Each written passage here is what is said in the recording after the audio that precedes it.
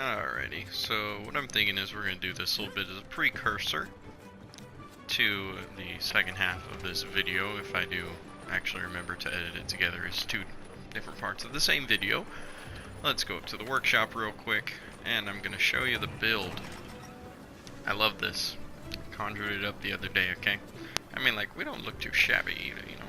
Yeah, got it. The fashion is important here, and I would venture to say our fashion's on point. Other than these gloves, because you know, Teostra, I am red! Screw your color scheme! Let's take a look at this though. A whole bunch of goodies right here. I'm gonna. So we got the Nergy helmet, we got a nice Nergy chest, the Teostra gloves, which are red, and only red. You cannot change them to any color other than red. We got the basil coil from our good old B-52. And Death Stench heels, which are, you know, it's like little jaws on your kneecap. It looks kind of cool when you're running. Health booster, standard, help everybody out kind of thing. Temporal mantle, the most broken item in the game. Let's look at this. Nullifies damage from powerful attacks by automatically evading. You don't have to dodge, ever. Hey look, an exploiter charm, level 2. What's that? Is that level 2 weakness exploit? What? And then we got this, it's one I've grown to like. It's the Xenojiva glaive. It's pretty alright, you know? I mean, it's not the best in the world at everything, but it's pretty darn good at what it does right now. Which is giving me 2 level 3 gem slots. We're going to go over that in a second. Nergy Helm Beta. Nergy Male Beta. Kaiser Van Braces Beta. You're starting to pick up the theme here. Basil Coil. Wait for it. Beta. Destin Shields. Beta.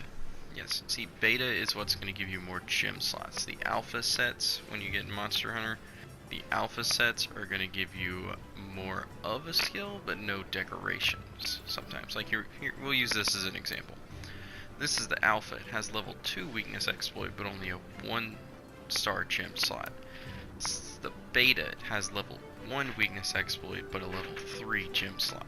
So, you know, it's your trade-offs. I like the beta more because, I mean, it just works with me because we have the exploiter charm, so we don't have to worry about having this super high. And this is where we get into the fun stuff, decorations. So we need 2 earplug gems in order to, actually we need 3 earplug gems to make this build work completely. You can do it without it, but it works perfectly with it. So here's all your decorations and stuff. I'm going to go over what everything does here in a little while. Here we go. There you go, there's your skills, a little easier to read. But what I'm going to do now, say my touchpad's going to bring up all my goodies. We don't have any of these, unfortunately. Nergy Hunger could be good, but we can't work it in. So we get the earplugs. Grants protection from monster roars at level 5. That's going to nullify all of the roars ever in the game, so you don't get angrily stunned when you are trying to do something. Weakness exploit level 3. Oh, yeah, I guess I should give the background for this. So basically, I wanted to make a build with a glaive that would do 100% crits. And that's what the affinity is. It's your critical hit chance. I wanted a 100% critical glaive. So we start off, the base one, the base glaive comes with 15% affinity, which is pretty good. So top level on weapons is about 20-25, so that's pretty close to the top tier right there. Earplugs level 5. We are no longer going to get stunned by any roars at all. Weakness exploit level 3. That adds 50% affinity when you're hitting a weak spot. So if we add that to our glaive, which is conveniently displayed on the side with 15, we're already at 65. It means at least 1 out of every 2 hits. Or 6 out of every 10, whatever, blah blah blah. It's going to be doing critical. But we added maximum might right here. That's going to... So let's say gives us 30% boost in affinity when stamina is full, but you're using the glaive. That eats stamina like nobody's business. Only when you're in the air. When you're on the ground attacking, you use no stamina. So that puts us at 95% affinity. I know it's not 100, but I like the other skills more. So it's not worth using critical gems to get that last 5%. Handicraft, that gives us plus 20 sharpness, which when we hit white sharpness, that's when you're doing the most damage on the sharpness multiplier. I'm not going to get into that, you can look it up if you want to. Stamina Surge gives us plus 20% stamina recovery speed. Wait, something that gives you more stamina recovery and then a skill that stacks when you have full stamina? What? Is this a planned out thing? I feel like it is a planned out thing.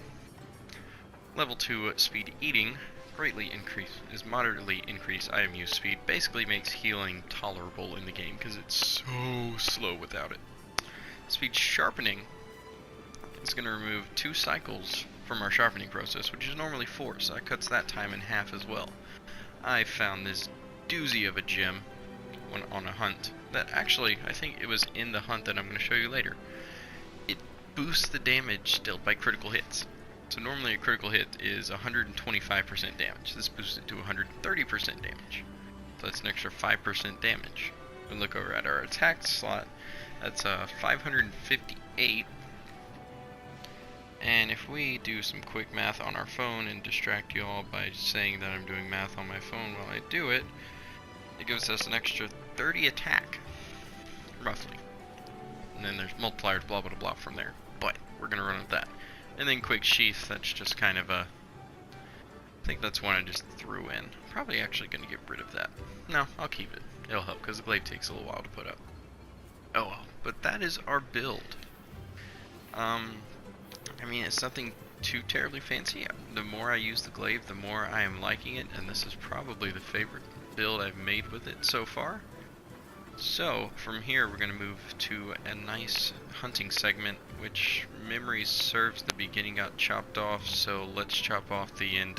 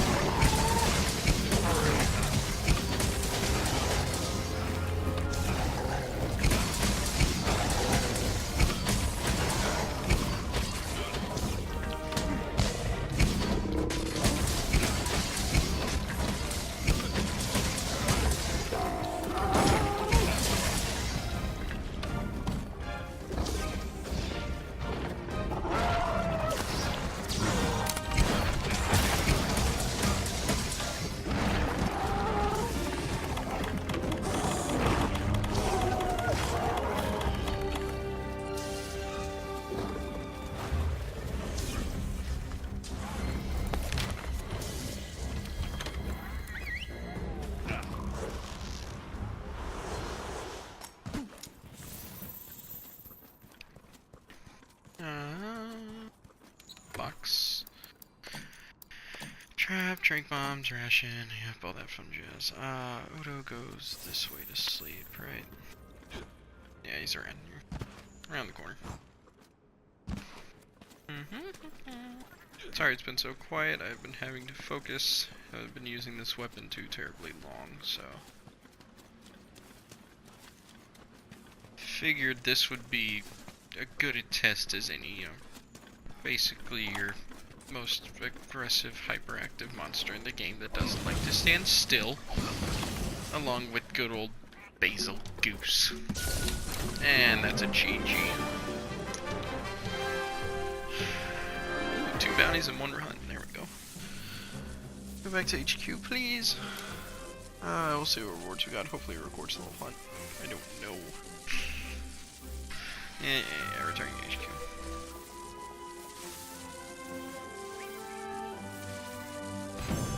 That armor, though.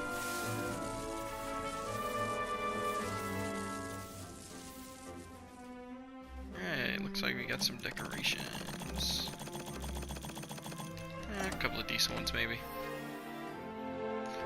Stone thrower, not good. Footing, again, not great. Sheathing, meh. Ooh,